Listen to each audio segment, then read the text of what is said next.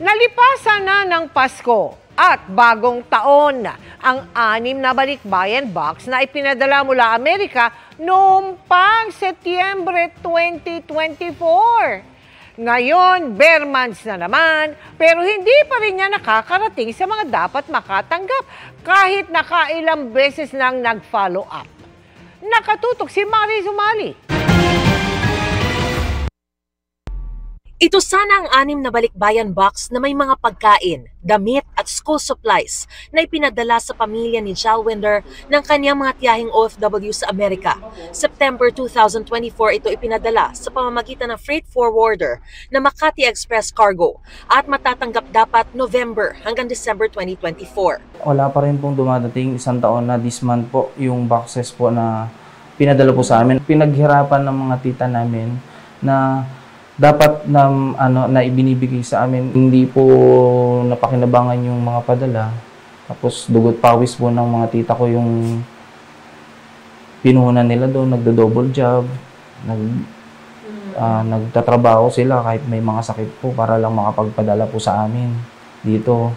Si Rosalie nakailang beses na raw na nagpabalik-balik sa Metro Manila mula Pangasinan para ma-follow up ang di pa rin dumarating na balikbayan box mula sa mga kapatid sa Amerika. Nagsasayang po ako ng pera na pamasahe lang, ganun po.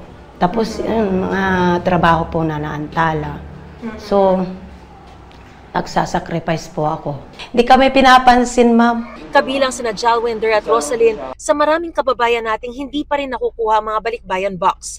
Nagpapatulong na raw kay Jalwinder ang ibang nasa malalayong probinsya. Sasabihin nila, under clearing ni custom, sa BOC po, nasa BOC pa, hindi pa na-release. Paulit-ulit sila ng ganong alibay. Nung pumunta na po kami dun sa Makati Express Cargo sa Cavite po. So pinangakuan kami hanggang end of this August, nung August pala, na-feedbackan kami regarding dun sa wala naman ako na-receive. Ilang beses din namin sinubukan tawagan ng iba't ibang numero ng kanilang mga opisyal pero walang sumasagot o di kaya hindi na makontak ang numero.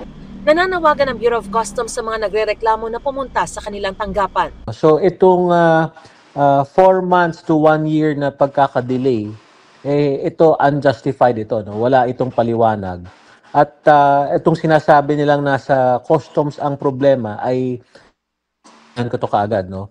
Papatawag ko na rin siguro ang representative nitong Makati Express Cargo. Sagradong itinuturing ang mga balikbayan box dahil hindi maikakailang ang bawat laman nito ay resulta ng dugot pawis ng mga OFW. Kaya pangako ng customs ay masusi nila itong iimbestigahan para mapanagot ang mga dapat managot at maibigay ang mga padala sa mga nararapat nilang pagdalahan. Para sa GMA Integrated News, Maris Umali, nakatutok, 24 oras.